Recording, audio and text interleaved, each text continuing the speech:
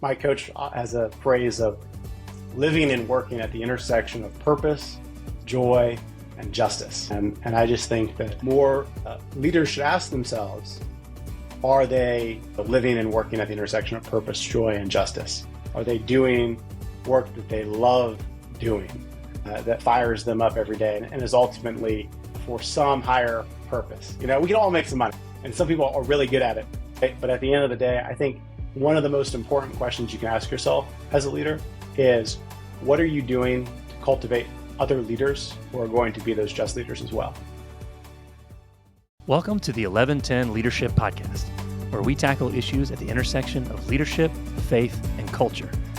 I'm your host, Rob Shields, Vice President of Strategy at 1110 Leadership, and I'm joined by my co-host, founder and CEO of 1110 Leadership, David Spickard. Proverbs 11:10 lays out a bold and countercultural vision. When the righteous prosper, the city rejoices. We're here to ask, what does it look like practically to be this type of leader?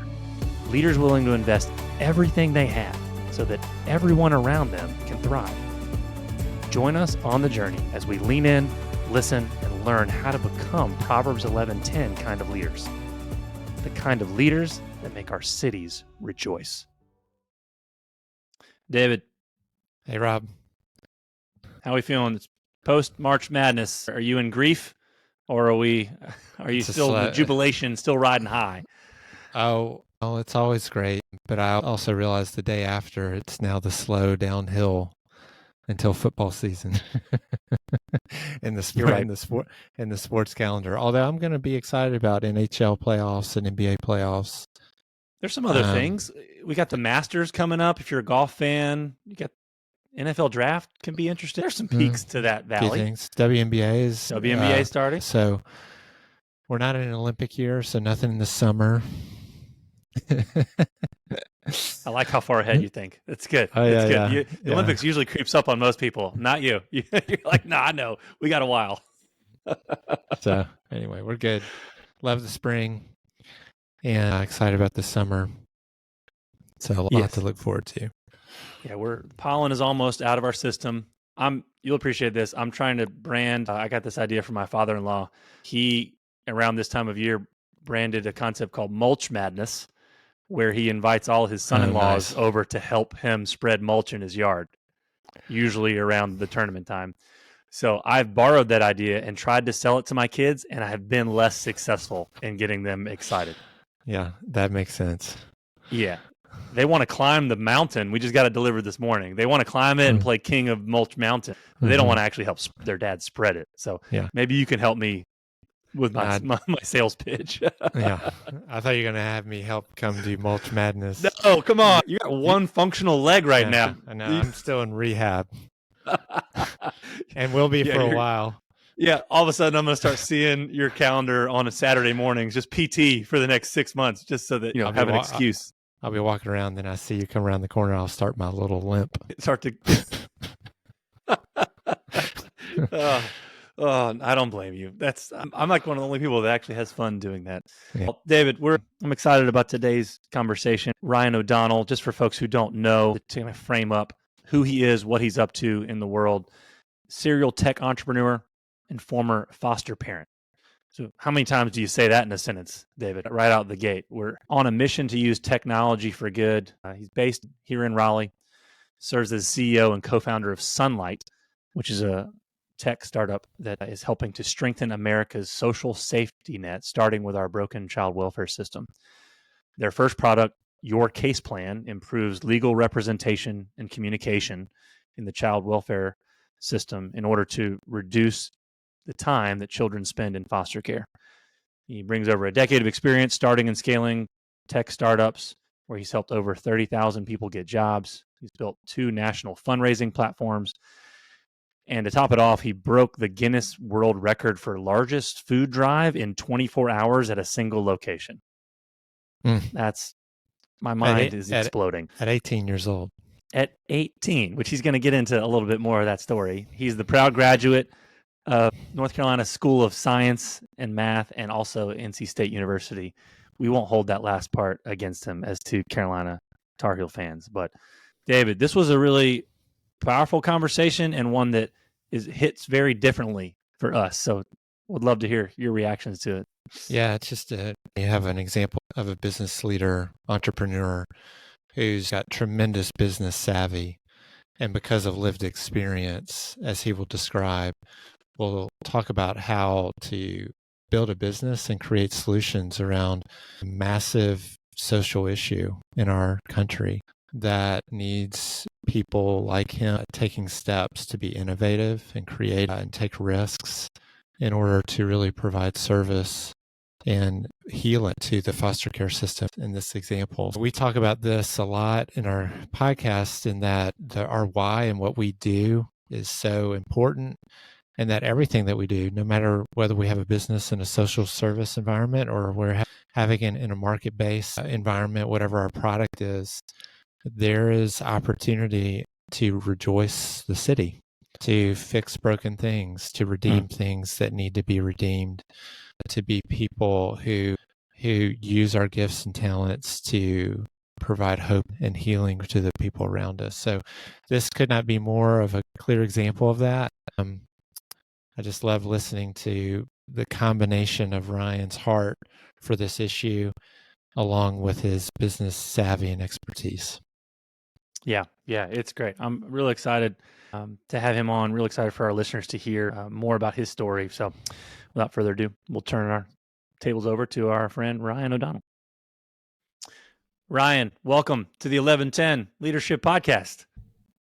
Rob, David, thanks for having me. Excited to be here. We're excited to have you on, man. This is fun. This is going to be a fun conversation, man. You and I have been talking a lot offline, and I've been tracking your work for quite some time. And so it's fun to be able to know that our listeners are in for, I think, a real treat to hear more about kind of who you are, your story, and then also what you're up to, all the good work happening and momentum with Sunlight. There's a fun connection here that I'm about to make. David's going to chuckle. Exactly what it is. Do you know where I'm going? I know exactly where you're going. All right, so you have to be honest. I will be honest. Don't lie. Go ahead. Okay. All right. So we're recording this on the tail end of the national championship for basketball, in which the Florida Gators won. Let me bridge this to this conversation. Ryan, you just got a grant to help make your work expanded into North Carolina, which we'll probably talk about at some point, funded by none other than the illustrious Tim Tebow, famous Gators quarterback. Coincidence? I think not. Is that what you guessed, David? Absolutely. I didn't do well. I didn't do well in my March Madness picks this year, but I crushed that one just now. And I'm being completely honest. Did that help? Was the grant raised because the Gators won, Ryan? Do you get more money now, or is it completely unrelated? I wish it was related. You could maybe do like a double or nothing kind of situation. I wasn't told about it, so I don't know. We got to check there's all these sports betting apps, so who knows? Yeah, that's true. Lots of people have made money. It hasn't affected your world, but we'll get into that later. It's just a little sneak peek into how random my mind works. David's knows we're 80 episodes into this thing, so we can finish each other's sentences. Well, Ryan, let's dive in, man, with that really strange introduction for you there. Man, you've done a lot of different things, and I think you might set the record for wearing the most hats of any guest that we've ever had on. You're not wearing one right now, but metaphorically, you've got some world records, you've launched startups, you've been a foster parent, and now you are building tech to strengthen the social safety net. So before we get into the weeds of the what, we love when we have guests on understanding more of their backstory, specifically their personal why or leadership philosophy, kind of shapes their trajectory. And if there's a through line through all the things that you've done, would be fascinated to start there with kind of what has been that through line for you when you reflect back on all the different hats you've worn through every chapter, starting from high school food drives to now launching a tech platform to disrupt the foster care system. Walk us through that journey, man, and what motivates you and fuels you through all of those things. Windy roads that I suppose looking backwards, there are a few straight lines, but I have been accused of doing things that are completely unrelated at the surface level, which is mostly true. If you ask my mom, she would say Boy Scouts was a foundational part of my upbringing. Third point of the Scout Law is helpful, right? So in all of these things, we just try to figure out like how can we be helpful. Hmm. And for me, breaking a Guinness World Record for the largest food drive at 18, that was a really like pivotal experience because you really get in like what does it mean to be helpful. There's a lot of attention on the food drive. We definitely raised a ton of food to feed a lot of folks. But that food drive, we raised over 500,000 pounds of food in 18 hours. And the next day we went to the food bank and we find out just how severe the problem is and just how short term our solution was. And that lit a fire in me of, okay, if we're actually on a mission to help other people and we want to do that with excellence, we've got to do more than just a one-time event. We can't just address the problems. We should actually be solving the problems. So after the food drive, I just wanted to figure out how you could do that and stumbled into the wonderful world of tech startups as my way to make an impact, but also to do that in a way that like is scalable. It's not something that's like a one-time event or a short-term fix, but something that would have a lasting impact. Ryan, unpack that a little bit more. I need to know how you got to tech startups from there. Bring us up to speed with what got you there and how you then entered into that world, given your experience, and where you went from there before you started Sunlight.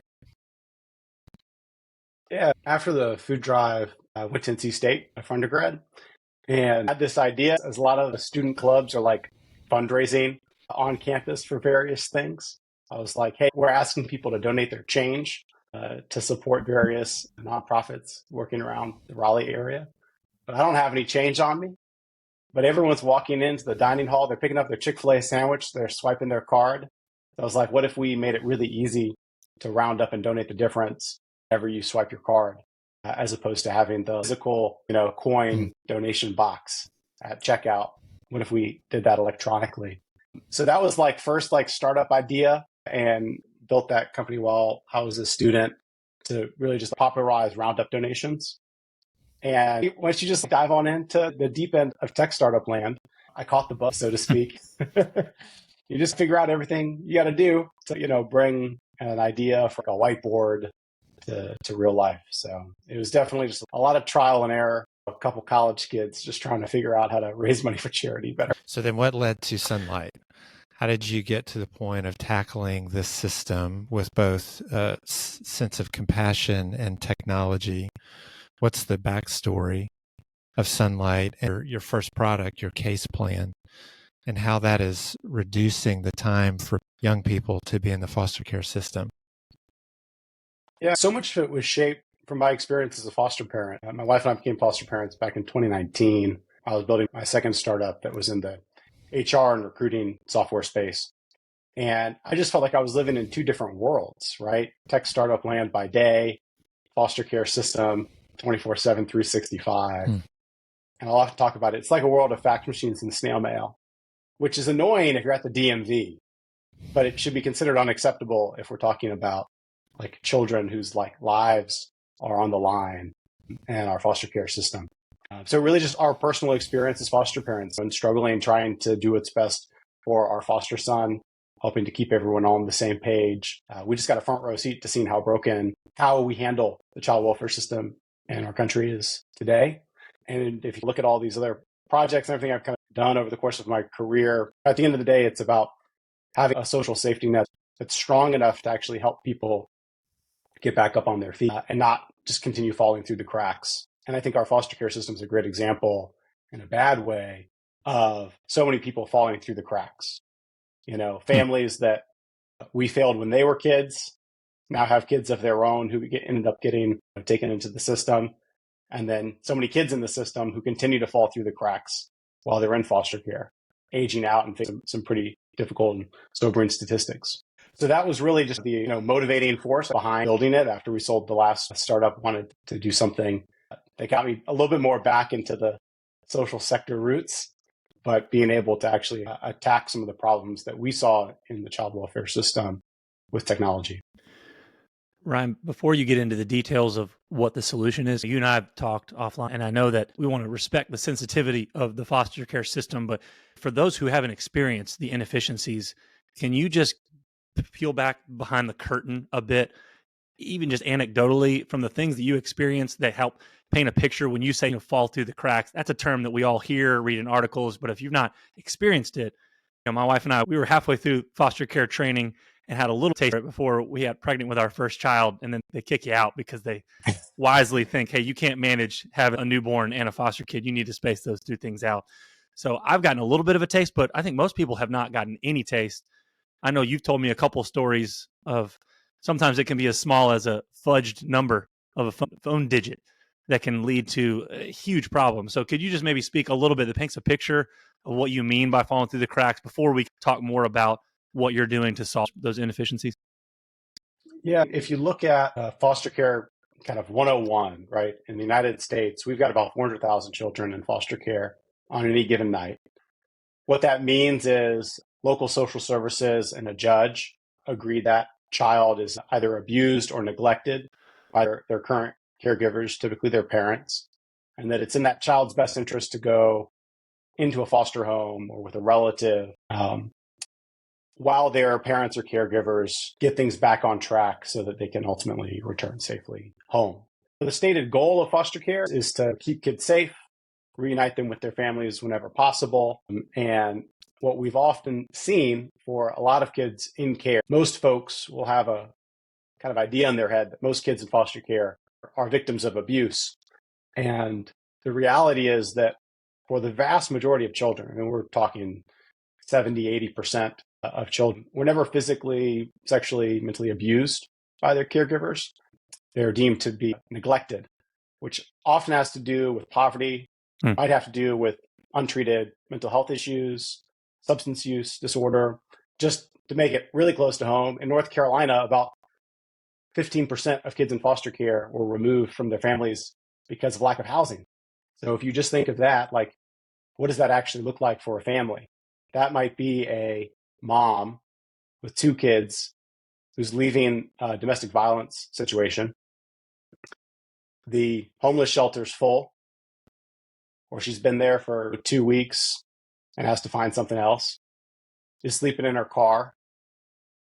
Someone at school calls CPS, and instead of helping that mom find housing, we take those kids, put them with a foster parent. Where, if you think of the investment in foster care versus the investment in helping a family find housing, sometimes there are some inefficiencies there. But I think at the end of the day, when you look at the foster care system overall, I think there's a lot of places to critique it. But, I think at the end of the day, you want a system that keeps kids safe, keeps families strong and together, and one that if it was your child or your family involved in it, that you would have confidence that, they would have perhaps not a good outcome, because it's hard to make good out of some of these crisis situations. But you would want to have confidence that system would take care of them, put their needs first, do what's right for them. And I think for just far too many families, far too many kids in care, that's not what's happening. Hey, business leaders, are you and your team truly thriving? The Thrive Assessment from 1110 Leadership is designed to help you find out. This powerful 360 tool uncovers key leadership opportunities and challenges to help foster growth and help you build a thriving workplace culture. With insights into trust, health, relationships, impact, value, and engagement, you'll gain a clear understanding of where you stand and how to improve. But what sets the Thrive Assessment apart is the relational process. It's so much more than just an online survey. Our team walks with you through the results, providing support and coaching to help you and your team thrive together. Ready to take your leadership to the next level? Visit 1110leadership.com to learn more and start thriving today. Ryan, how did you even begin to think through how to tackle this? It's such a massive, complex problem that I'm sure so many people have been trying to fix. And of course, you know that you can't fix the whole thing, but there are ways to begin to chip away at what the solutions might be. How did you begin to craft that in your own head? And then what steps have you taken through what you've done through Sunlight to begin to tackle that? Yeah, I think at the end of the day, I certainly have my experience as a foster parent. I have our experience of helping our foster son get reunified with his family. walking alongside his dad, his grandma. But after we sold the last startup, just spent honestly a couple of years just talking to literally everyone I could in the space: social workers, attorneys, judges, social service leaders, other families impacted, former foster youth. And I just asked what to me is the obvious question, which is, like, what do you wish would have happened? What do you think is the biggest problem in this space? And when you do that a few hundred times and you start spending some of your own money to solve some of those problems, you learn pretty quick, what problems are perhaps intractable, preventable, solvable. And what we ended up doing was just seeing a common denominator in so many cases, which is, if the goal of foster care is reunification whenever safe and possible, one of the important goals is that a child doesn't just languish in care. Senator Ergen here in North Carolina was recently interviewed, and he talked about how every night that a child's in foster care, it just chips away a little bit at them. Every time they move to a new home, they've got a new family, a new school, a new bedroom. It chips away at them a little bit. So what we looked at was, what's the one thing that we could do that could make a big impact in the space? And that was reducing the number of days that kids spend in foster care, where they are in a kind of state of limbo, where if you don't have a sense of urgency, they can just languish in the system for years. And what we zoned in on was that all too often, communication delays, a backlogged court system creates a situation where children stay in care a lot longer than they need to. Maybe they need to be adopted and there's communication barriers to seeing that through. Maybe they're ready and their family's ready to bring them home, but we've got barriers preventing that. And in both cases, you don't want a child just stuck in foster care unnecessarily. And what we found is that all too often communication issues drive that. So decided to build a product with your case plan primarily to improve communication in child welfare cases, help connect all the various stakeholders. Often will get called like my chart for foster care, right? Because it's just one secure HIPAA compliant platform for the parents, the caregivers, the relatives, the foster parents, the caseworkers, the attorneys, everyone get on the same page. And let's do what's best for these and know who's on first, who's on second, and how do we get this child to a safe, permanent home as soon as possible. How would you describe how that's going? Is it going as you hoped? Where have been some successes? Where are some of the challenges? First, we built it just to help get our foster son home. We found that there were so many communication issues in our foster son's case, barriers that prevented his father from communicating and staying in touch with everyone who's involved. So built the first version of the product really just to help him, send him a text alert when there was an upcoming court hearing, let him centralize all of his documentation and proof of all the stuff that he did to bring his son home. But that wrapped up over the past year, and it was actually through a kind of a roundabout series of introductions. We got connected with some leader in the state of Oklahoma who saw this product and immediately latched onto it. And they just said, hey, what you have is unique. No one's building anything to help families navigate the system like this. There's a lot of investments around recruiting foster parents. There's a lot of investments around providing more concrete supports to families, but there's nothing to actually help them navigate the system, to stay in touch with their social worker or their attorney. A little less than a year ago, we got started with our first statewide customer implementing your case plan throughout the state of Oklahoma. And that's been a blast. We started with a dozen attorneys and families, and now we're up to serving hundreds of attorneys and social workers and thousands of families in Oklahoma. And just this past month, start our rollout in North Carolina officially. We're doing the crawl, walk, run. We feel like we've been crawling for a little bit. We're seeing some results and helping some families receive adequate legal representation, reduce those court delays, things like that. But now it's really a matter of, can we repeat that model? And does the scale outside of one customer, one state? Is this something that could really be a national model? And that's what we're starting to work on now. Ryan, I imagine probably some of the reasons why you've created the solution also kind of serve to still be hurdles, right? You just think about all the red tape. You're helping demystify a little bit. Hey, we have these presumptions around even foster parents that they don't love their children or they don't want to keep their kids. That's not always the case. That's not the case of the majority, right? From your experience. And I think people also have assumptions around people who are behind the scenes running these systems that They're not trying to be inefficient, right? They're wanting to figure this stuff out, but it's just really hard. There's so much red tape. Take out human motivation here for a second and just say it's complicated. If this was easy, it would have been solved a long time ago. And so I wonder if you could speak to a bit, like, if someone's a listener, they're here in North Carolina or in a state like Oklahoma, but somewhere else, and like, man, I'm really compelled by this. What does it look like to bring it to my state? Because it sounds like this is something that every state could benefit from. It's all working under this same broken system. What does that process look like? How can people be helpful? What is the roadmap for replication, and how can people support you in that work? Yeah, it's a great question. Like, example here in North Carolina, the system is complicated. It's complicated in every state. As you said, if it was an easy problem to solve, we would have solved it a long time ago.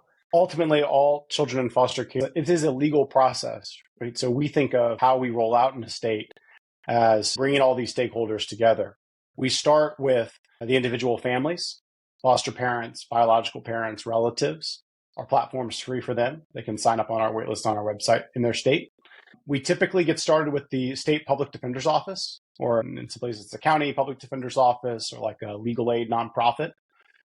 We find that by starting with the attorneys is really our best foothold in a state. And then they're sharing it with their clients to improve attorney-client communication. And then they're sharing it across the whole case team to really get everyone on the same page.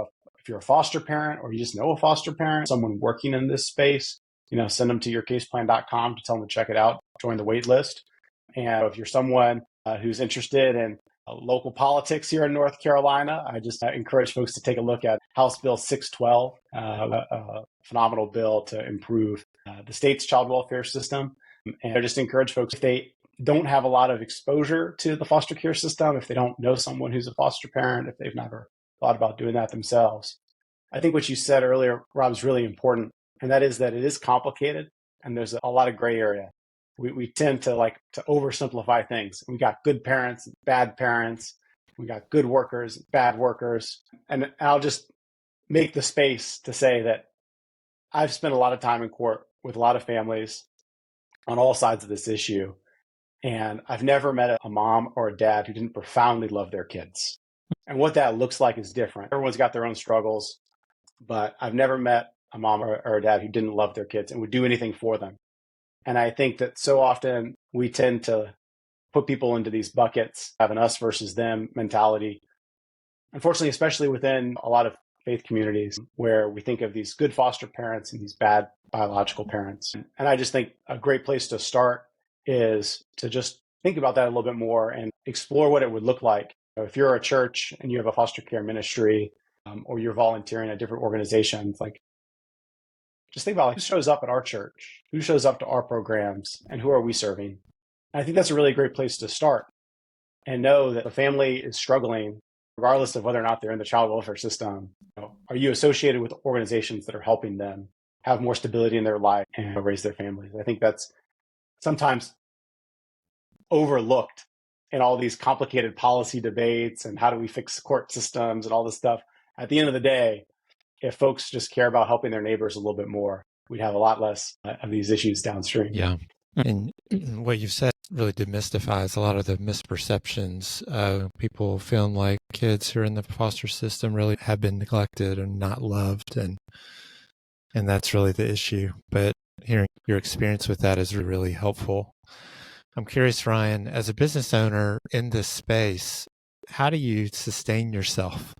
I would imagine you feel like a bit of a unicorn and you're doing something quite different than maybe, I wouldn't know the industry that's out there in a space like this for a tech startup, an environment like the foster care system.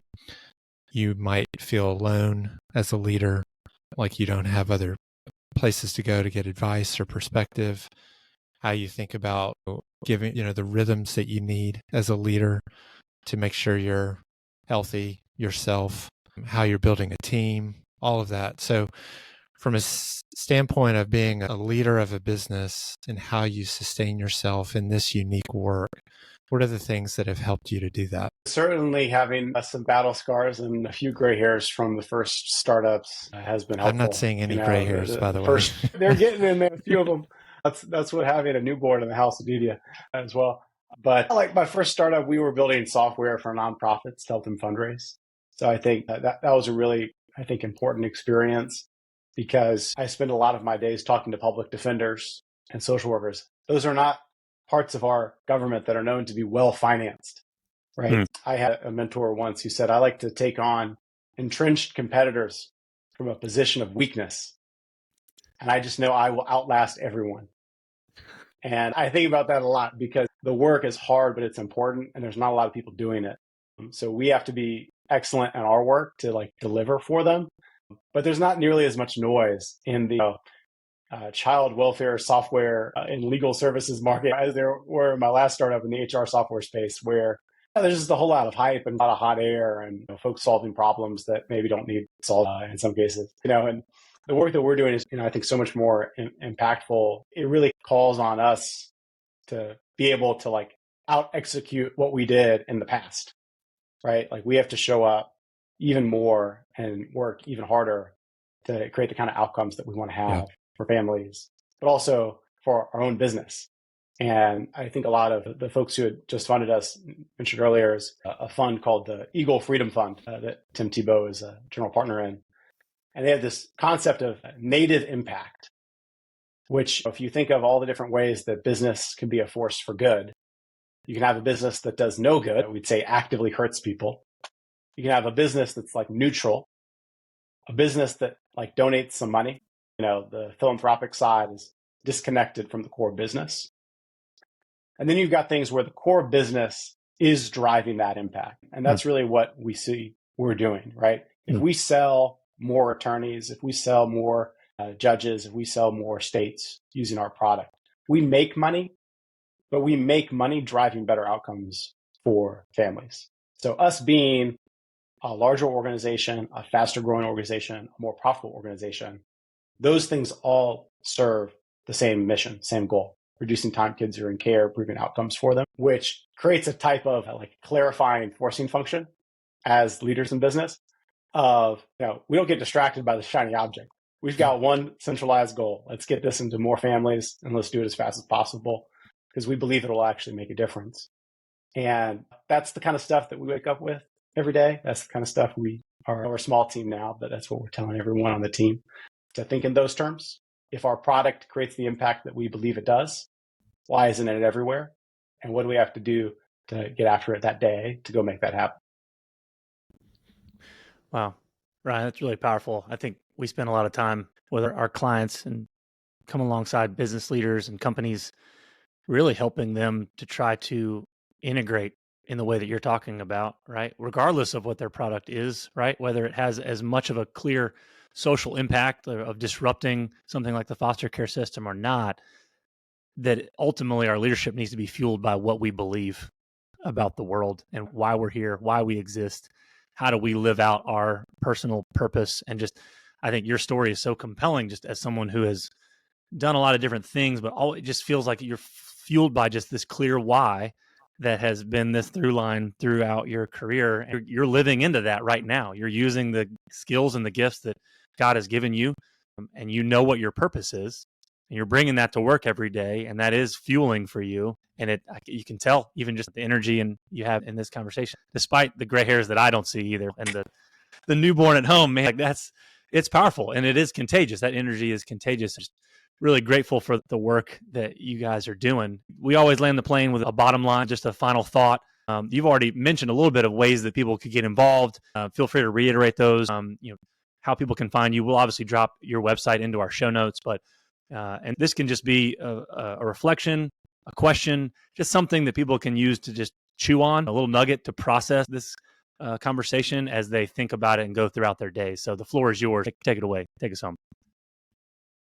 I just love the podcast names. I've always told this. I love everything that you guys are building. My coach has a phrase of living and working at the intersection of purpose, joy, and justice. And I just think that more leaders should ask themselves, are they living and working at the intersection of purpose, joy, and justice? Are they doing work that they love doing, that fires them up every day and is ultimately for some higher purpose? Now, we can all make some money. Now, like that's possible. And some people are really good at it. And some people have lots of barriers and they won't be able to do that. Right? But at the end of the day, I think one of the most important questions you can ask yourself as a leader is, what are you doing to cultivate other leaders who are going to be those just leaders as well, right? Like within your own teams, recognize that folks are with you for a short period of time. And, what are you doing to both improve your own ability to lead from a better position, but also are you cultivating other leaders who are going to go do the same? I know for me, the food drive was a pivotal experience for me. And it was one person at School of Science and Math, her name was Sue Ann Lewis, who was the champion of that food drive. And she didn't know when she was doing that food drive the impact that it would have on me, on all the stuff that we've done. And I just think that so many times, we can get overwhelmed by the magnitude of the problems, especially in today's environment. So much going on. And I just think at the end of the day, it's a very relational work.